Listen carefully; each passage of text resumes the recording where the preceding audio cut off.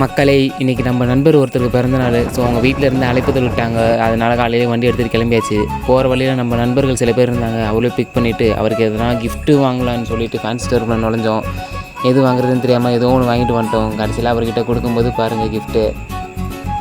அப்படியே அவர் வீட்டுக்கு ஒரு விசிட்டை போட்டு அவருக்கும் ஒரு பெரிய சர்ப்ரைஸை கொடுத்தோம். அப்படியே நம்ம நண்பர் அதிர்ச்சி ஆகிட்டு சிரிச்சுக்கிட்டே வந்தார். இவர் தான் நம்ம நண்பர் அப்துல் பாசித். அதே சாக்கில் கிஃப்ட்டையும் கொடுத்துட்டோம். அவரும் பிரிக்க ஆரம்பிச்சிட்டாரு. கடைசியில் அவர் பிரித்ததுக்கப்புறம் நாங்கள் வாங்கின கிஃப்ட்டு தான் என்னென்னு பாருங்கள்.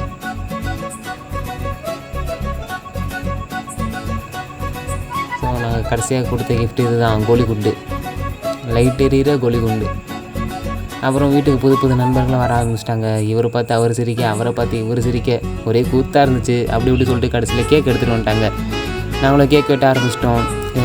எல்லா பார்ட்டிலும் காமனாக நடக்கிற ஒரு விஷயம் இந்த பார்ட்டி பாப் தான். இதை வெடிக்க வைக்கிறது தான் ரொம்ப டஃப்பு. எல்லோரும் திருப்பி திருப்பி பார்த்தாங்க, யாரால் வெடிக்க வைக்க முடியல. கடைசியில் ஒரே ஒரு நண்பர் மட்டும் சும்மா திருப்பினார், வெடிச்சிருச்சு. பார்த்தா வீடு குப்பையாக்கி விட்டார்.